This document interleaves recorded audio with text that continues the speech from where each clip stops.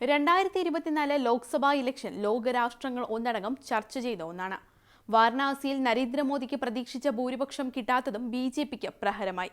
പ്രതീക്ഷിച്ചത് 5 ലക്ഷത്തിന് മുകളിൽ, കിട്ടിയത് 2 ലക്ഷത്തിന് താഴെ. ഇത് 2019-ലാകട്ടെ 4.79 ലക്ഷമായിരുന്നു ഭൂരിപക്ഷം. ഇതിൽ നിന്ന് മനസ്സിലായ ഒരു കാര്യം, മോദിയുടെ പ്രചാരണവും പ്രവർത്തനവും എത്രമാത്രമാണ് ജനങ്ങളെ സ്വാധീനിച്ചത് എന്ന്.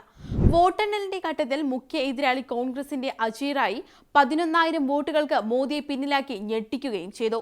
ലക്നൌ മണ്ഡലത്തിൽ പ്രതിരോധ മന്ത്രിയും മുതിർന്ന നേതാവുമായ രാജ്നാഥ് സിംഗിന്റെ ഭൂരിപക്ഷവും കുത്തനെ ഇടിയുകയായിരുന്നു.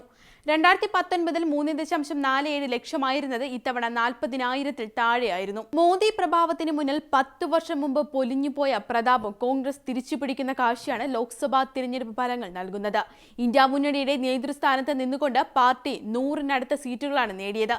ഏറ്റവും വലിയ രണ്ടാമത്തെ കക്ഷിയുമായി 2014-ൽ 44, 2019-ൽ 52 എന്നിങ്ങനെ തകർന്നടിഞ്ഞിരുന്നു കോൺഗ്രസ്. 2019-ലേതുപോലെ കോൺഗ്രസിന് ഒപ്പം കേരളം നിന്നു.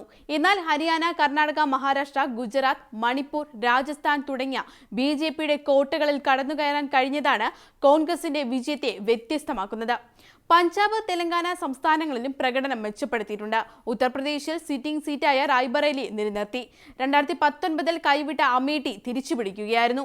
യുപിയിൽ 7 സീറ്റ് നേടാനായത് അടുത്ത കാലത്ത് മികച്ച പ്രകടനങ്ങളിൽ ഒന്ന് തന്നെയാണ്. വിജയത്തിന് ഇന്ത്യ മുന്നണി ലേബലിൽ സമാജ്വാദി പാർട്ടിയുടെ സഹായവും ലഭിച്ചു. മുന്നണിയുടെ ശക്തിയാണ് രാജസ്ഥാനിലും മഹാരാഷ്ട്രയിലും ബിജെപിയുടെ മേധാവിത്വം മറികടക്കാൻ കോൺഗ്രസിനെ സഹായിച്ചത്. മഹാരാഷ്ട്രയിൽ 2019-ൽ 2 സീറ്റിലൊതുങ്ങിയ ഇടത്തു നിന്ന് ഇക്കുറി 11 സീറ്റോടെ ബിജെപിക്ക് പിന്നിൽ രണ്ടാമത്തെ വലിയ കക്ഷിയായി മാറുകയായിരുന്നു. ശിവസേന, എൻസിപി പാർട്ടികളിലെ പിളർപ്പ് സംസ്ഥാനത്ത് ബിജെപിക്ക് തിരിച്ചടിയും കോൺഗ്രസിന് നേട്ടവുമായി. 2019-ൽ സംസ്ഥാന ഭരണമുണ്ടായിട്ടും നേടാൻ കഴിയാതിരുന്ന വിജയം 2024-ൽ കോൺഗ്രസിനെ തേടിയെത്തി. DMK സഹായം തമിഴ്നാട്ടിൽ 9 സീറ്റ് നേടാനും തുണയായി. തെലങ്കാനയിൽ 3-ൽ നിന്ന് 8-ലേക്ക് സീറ്റ് ഉയർത്താനായി. സിക്കിമിൽ ബിജെപി വിരുദ്ധ തരംഗം മുതലാക്കി 2 സീറ്റും നേടി. അസമിൽ 4 സീറ്റും നേടിയതും പാർട്ടിക്ക് അടുത്ത കാലത്ത് തിരിച്ചടി ലഭിക്കുന്ന വടക്കുകിഴക്കൻ മേഖലകളിൽ തിരിച്ചു കയറാനുള്ള വഴി തുറന്നേക്കും. ഇന്ത്യ മുന്നണിയിലെ കക്ഷികൾക്കായി വിട്ടുവീഴ്ച ചെയ്ത ചരിത്രത്തിൽ ആദ്യമായി കോൺഗ്രസ് മത്സരിച്ചത് 328 സീറ്റുകളിൽ മാത്രമാണ്.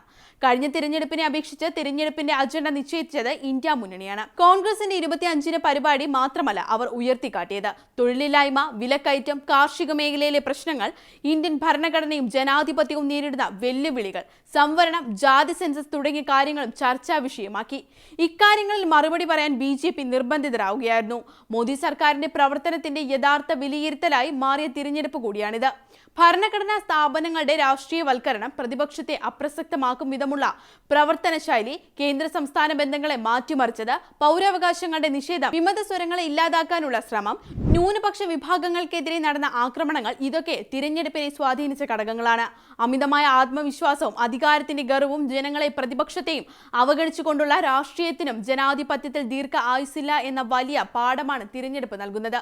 ഒപ്പം യഥാർത്ഥ ജനാധിപത്യം തുടങ്ങുന്നത് തിരഞ്ഞെടുപ്പിന് ശേഷമാണെന്നും അധികാരത്തിൽ ആര് വന്നാലും ജനങ്ങളെ എല്ലാവിധ ചേരിതിരിവുകൾക്കും അപ്പുറം ഒന്നായി കാണുകയും അവരുടെ പ്രശ്നങ്ങൾ അഭിസംബോധന ചെയ്യാൻ ശ്രമിക്കുകയും വേണം എന്നതും. ഇതാണ് ജനാധിപത്യത്തിന്റെ സൗന്ദര്യം. ഇതാണ് ഭരണഘടനയുടെ മാൻഡേറ്റ്.